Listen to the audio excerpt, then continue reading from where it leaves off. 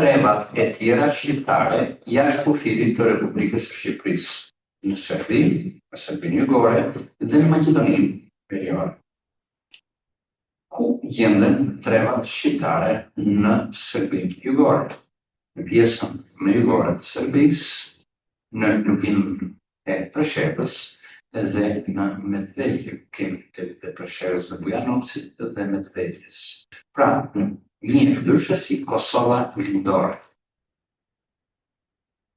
Atëherë, Bujanovci, Presheva, Medveđa, mendohet që janë rreth 100.000 shqiptarë. Treva shqiptarë në ish Republikën Jugoslave të Maqedonisë, sot ajo njihet Maqedonia Veriore, gjendet në gjysmën perëndimore të Maqedonisë. Njihet ndryshe si Maqedonia e epërme, e lartë, pse për shkak të reliefit i cili është më thekisur më malor. Duke përfshirë qytete që nga Kumanova, Shkupi, Tetova, Gostivari, Kërçova, Struga, Ohri, Prilevi, e tjerë. Pra në pjesën perëndimore. Ose në pjesën e rrjedhës së sipërme të lumit Vardar dhe në jug të tij. Lidhur me ndërtimin gjeologjik të trevave shqiptare në këto territore, përmendet që në Serbinë Jugore, ai shumë këtu po lëvizje kursor, ato janë të ndërtuara në strukturën e rrotopeve, kurse në Maqedoninë e Veriut, pra në perëndim, në zonën e Pelagonisë. Pelagonin do ta shkruajmë që është një fushë në Maqedoninë e Veriut në perëndim të saj. Lidhur me klimën, klima ka veçoritë të klimës kontinentale, po jo me temperatura më të ashpra si në Moskë dhe Rusi, por veçorita të klimës kontinentale. Në territoret e Maqedonisë së Veriut, ajo ka një kontinentale më të ashpër me më shumë orë për shkak të lartësisë mbi nivelin e detit. Ku sasia reshjeve është më e pakë se sa është në Kosovë, në Shqipëri, por është reshjet dominojnë gjatë dimrit të ftohtë, reshjet e dëborës. Hidrografia në Kosovën Lindore, ose në trevat shqiptare në Serbinë Jugore, kemi lumit Morava e Biçës dhe Jabllanica, cilët janë degë të Moravës perëndimore, e cilat derdhet në lumit Danub dhe më pas mjet Bullgarisë shkon drejt detit të Zi. Pra, pjesë në rrjethin umblerës të detit të Zi. Shikojmë pak në Serbinë Jugore, lumenca Morava e Biçës, Jabllanica. Por lidhur tam 100.000 banorë, lidhur me hidrografinë, ne kemi edhe dy banja kryesore. Banja e Populligja me ujë ngrohtë. Banja e Sjarinjës dhe banja e Bujanovcit. Banja e Sjarinjës përmendet për temperaturë shumë të larta, rreth 70 gradë Celsius. Malet kryesor janë Karadaku i Shkupit dhe Ruja. Ruja në lidhje të në pjesën veriore të Maqedonisë dhe pjesën jugore të Serbisë Jugore. Pra tha Morava dhe Jabllanica. Lidhur me popullimin, që veçori ka popullimin për këto territore. Shqiptarët përmbajnë rreth 62% të popullsisë, pra në të treva në Serbinë Jugore. Kurse vetëm në Preshevë 85% e popullsisë është shqiptare, për 85% e popullsisë është shqiptare.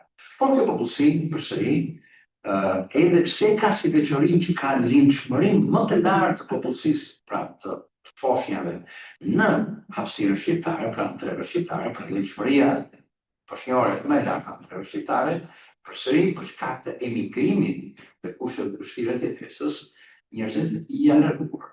Emigrimi ka ndodhur kryesisht drejt Republikës Turqisë me marrëveshjet e dikushme midis qeverisë jugosllave dhe pastaj turke për zhvendosjen e popullsisë. emigrim kanë ndodhur dhe në vendet e Europës perëndimore dhe në SBA. Lidhur me ekonominë, Frashëva quhet për prodhimet cilësore të duhanit, ku janë si për ujërat mineral, kurse Medveja si një rajon malor për blegitorin, kryesisht në partinë e Imët, Dele dhe Dhi. Kalojmë në Maqedoninë e Veriut, pra në pjesën perëndimore. Lidhur me hidrografinë, kemi Lumi Vardar, Treska, Radika, Drini i Zi dhe Lumi i Zi. Lidhur me relievin, malet janë të lartë, mali Sharit mbi 2700 metër, malet të tjerë kemi Bistrën, Stegovën, Jepanicën, Galicicën, Svagorën, Jakupicën e të tjerë. Lugu i Pollogut, fushkropa e Shkupit, fushkropa e Peloponis janë disa nga fushat e cilat më të mëdha të cilat ndihmojnë dhe në shëtimin e ekonomisë bujqësore. Lidhur me qytetet i thamë dhe më parë që Kumanova, Shkupi, Tetova dhe Gostivari, ku është përqindja më e lartë e popullatës shqiptare dhe thellësia më e lartë e popullatës shqiptare, atë Dibra, Kërçova, Struga me Oprin, Manastiri, Prilepi e të tjerë. Manastiri ndryshe sot slavë dhe këmbitola me kongresin e famshëm të manastirit për të rishkrimin e gjuhës shqipe.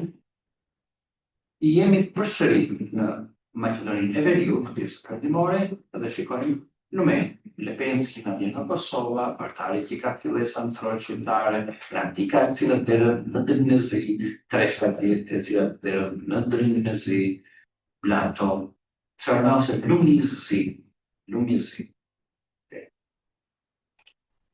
Mirë, lidhur me popullimin, shikojmë që në vitin 1990 dhe vitin 1994 kemi ndryshim të madh të popullatës shqiptare. Për shembull, në Dibrën e Sipërme ka afër 90% popullsisë që ka qenë shqiptare, tashmë kemi më pak se 50%, pra 46% Dibra e Sipërme, ajo që Dibra e vërtet. Pra nëse themi Dibra ose qyteti i Dibrës, në kuptojmë qytetin e Dibrës i cili është në Maqedoninë e Veriut. Jo Dibra në Shqipëri, sepse në Shqipëri nuk ka qytet Dibër, po ka Peshkopi. E njëjta gjë me Kosivarin, 80-64, Kërçova 49, nuk kemi ndryshim negativ, Tetova 78-75 kemi ulje të populsisë, Shkupi 63-21, ndryshim shumë i madh, Kumanova 47-36 kemi një ndryshim relativisht madh. Dhe Kongresi i Manastirit thamë për të rishkrimin e gjuhës shqipe në vitin 1908, ku kemi shumë figura historike të njohura kombëtare. Lidhur me turizmin, një ndihmë e madhe është kotra e diellit në Sharë, në anën tjetër të Bresovicës, pra në pjesën jugore të maleve të Sharë.